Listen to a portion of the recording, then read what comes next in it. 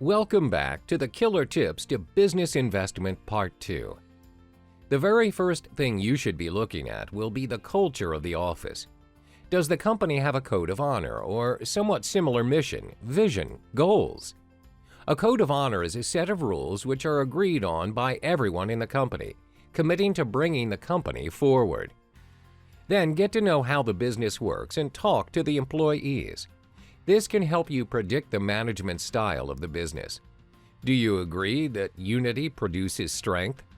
Would you rather invest in a company where the management is making all the decisions and employees with excellent potential are not being appreciated, or a company which values people that are creative at solving problems and having fun while doing it? At the end of the day, it's the results that matter. You might have that kind of thinking, but isn't it better to get the results and have fun at the same time? This way the turnover rate will be reduced and the company does not have to spend time and money to train people all the time. But what if you're unable to verify the data you're supposed to know? Does that say something about the company you're about to invest in as well? If the company doesn't practice and cultivate clarity, do you think that they really know what they're doing?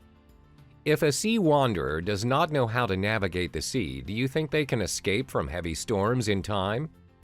If the company's directions are not being stated clearly, can the company go far? Clarity is power. Make sure you're clear about whatever things you're doing and about to do.